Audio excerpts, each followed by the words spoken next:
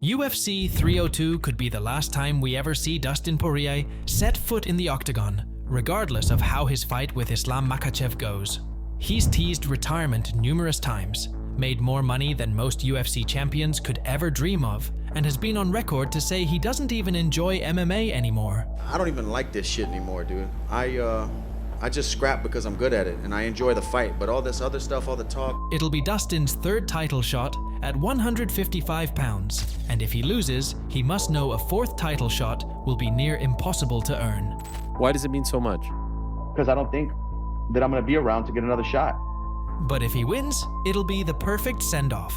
So at UFC 302 we'll find out, is Dustin going to be the greatest UFC fighter to never win an undisputed title? Or will everything he's worked for finally come to fruition?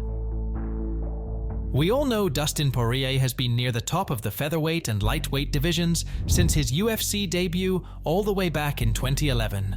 But in recent years, he's made the jump from a guy who was always on the outside looking in to one of the best fighters in the entire sport, despite not ever being an undisputed champion. He's even been ranked on the UFC's pound-for-pound list, which is rare for someone who has never worn UFC gold. So why would now be the time to hang up his gloves?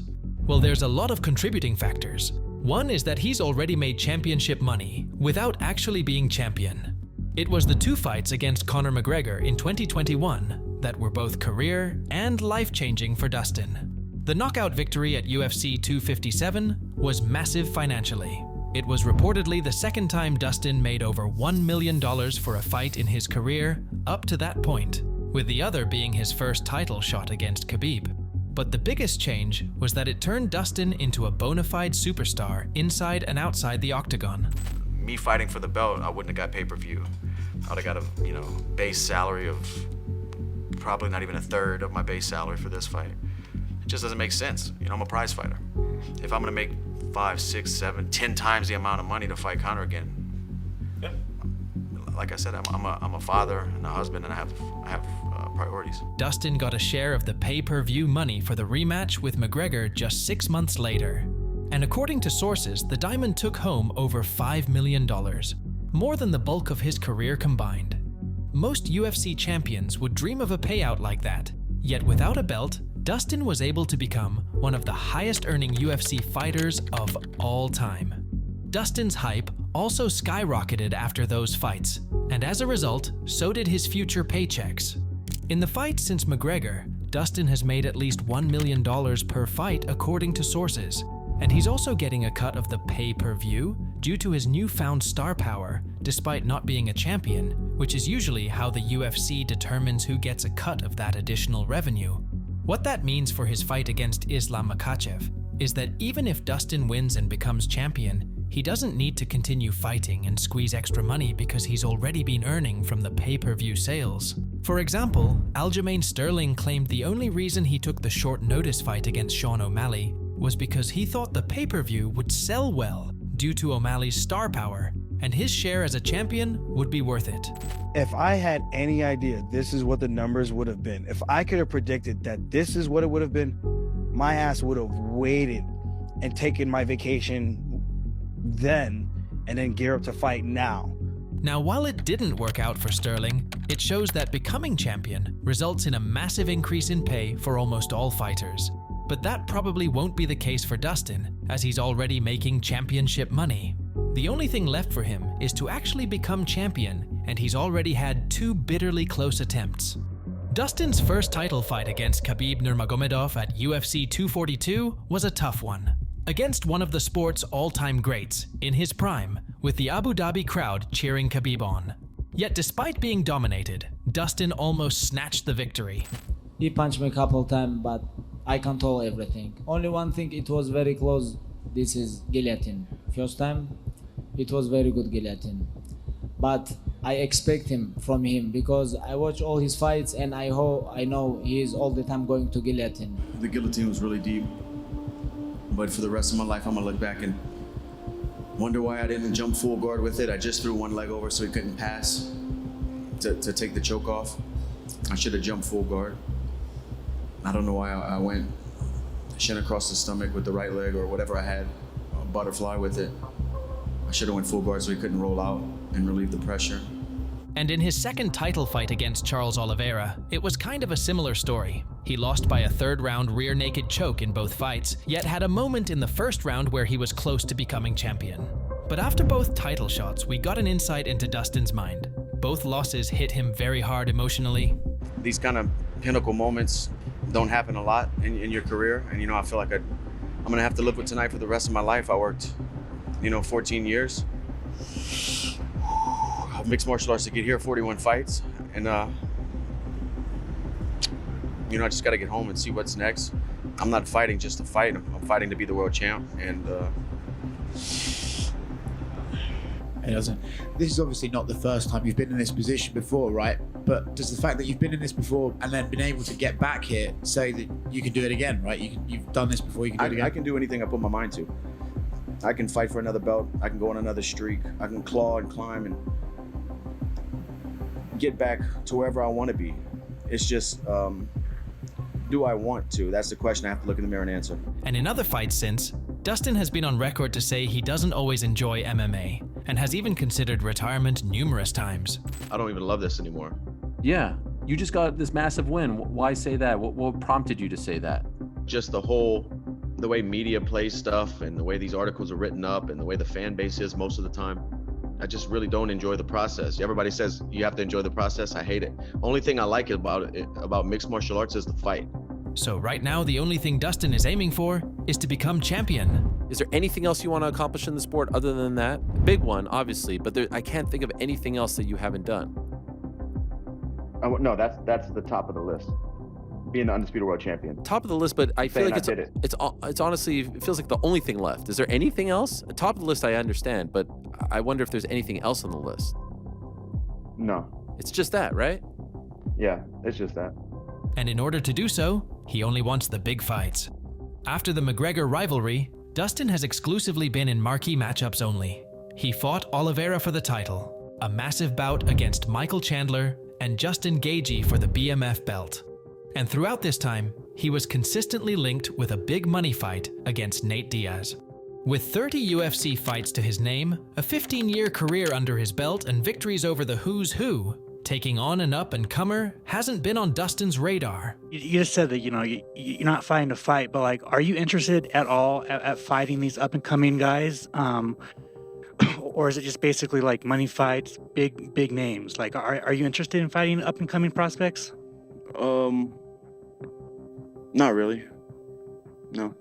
But after his head kick loss to Justin Gaethje at UFC 291, that third title shot he dreamed of seemed further away than ever. I'm not fighting just to fight. I did that my whole life. My whole life I've done that. I don't want to fight just to fight. I want it to be for something. And if it's just another fight, This time, though, Dustin had no choice. The top 5 at lightweight had fought each other enough. It was due time that he and the rest of the contenders took on the younger fighters looking to make a name for themselves. Oliveira fought Sarukian, Gaethje fought Fiziev, and for Dustin, it was Benoit Saint-Denis.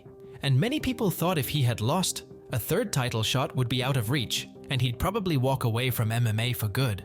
It's going to be a sad day when the Diamond decides to hang up the gloves, but it might be coming. Listen, the man is 35 years old, and he's going up against Benoit Saint-Denis, which is a bit of a change for Dustin Poirier. If you think about Dustin, he fights the top names. He fights the big stars. He fights the fan favorites and anybody that's in the top 5, okay?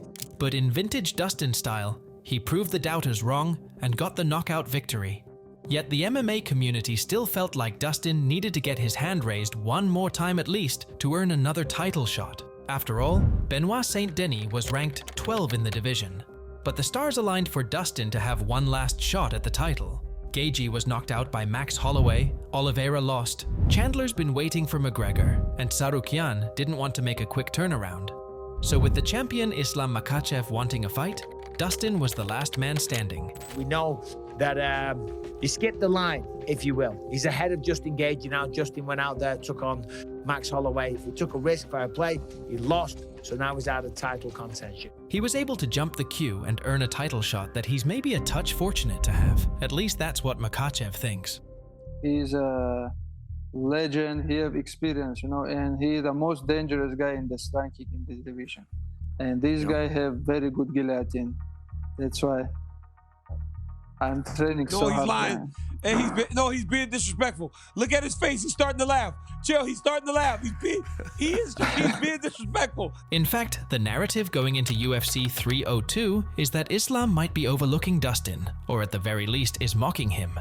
Every upset does have a few things in common, and one of those ingredients is when the champion does not realize what a hard task he has in front of him. Makhachev has claimed Dustin doesn't deserve the fight, has questioned his jiu-jitsu black belt, and laughed at his guillotine. But while Makhachev thinks it might be an easy night, for Dustin, this is everything. I'm gonna put my hands on this guy. I'm coming in there to hurt him. You know? Yeah, this is my last shot. You know, mom spaghetti. Let's go. It'll be the Diamond's third shot at the lightweight title, and should he lose, a fourth would be highly unlikely. I think that he realizes that this is his last crack at undisputed gold. It's the one thing, the only thing that's left to check off of his list. And it just feels like, I don't know, it just feels like this date with destiny, regardless of the outcome. There's a lot of meaning behind this one for both of these guys, but in particular for Dustin. Only a handful of fighters in the history of the UFC have been given another title shot after losing 3. And they've been guys like Uriah Faber and Joseph Benavidez, fighters who stayed at the top of divisions that had fewer contenders than the current lightweight division. So for Dustin, this is it. The paid in full stuff though, man, is like every cut, every drop of sweat, every mile I've run throughout the last 18 years of fighting. That's all, you know, when I win that belt June 1st, every single one of those things added to this, and it's been paid in full, you know. He doesn't want to fight the up-and-coming guys, and he'd probably have to. A loss to Makhachev and being 2-3 in your last 5 fights would probably put Dustin in a position where he needs at least 2 big wins to get another title shot, but quite possibly even more. And Dustin has also been on record to say he doesn't want the sport to retire him. He doesn't want to lose to a bunch of guys below him in the rankings, fall out of the top 10, and tarnish his legacy. So if he comes up short yet again, a lot of people are convinced he'll retire. But on the flip side, if Dustin wins and realizes his dream, what else is there to prove? He could settle the trilogy with Gaethje, take on Sarukyan, or maybe there's a world where he fights McGregor again if he can get a big win over Chandler. But Dustin doesn't need to do any of those. He doesn't have to cash in if he becomes champion. Paydays are great, you know, but I've gotten those. I'm good. Me and my family are good. I'm about to get another one. We're good. Like, I'm not chasing money right now. I'm okay. I'm chasing a Hall of Fame career, an undisputed world title, checking all the boxes that I set out when I was 18 years old. Like he said, winning undisputed gold is the only thing left on his list. So if he does it at UFC 302, what better way to bow out of the sport than beating the #1 pound-for-pound fighter? Unlike Poirier, who took 10 years to earn a title shot, it was believed that someone else would need only 2 years.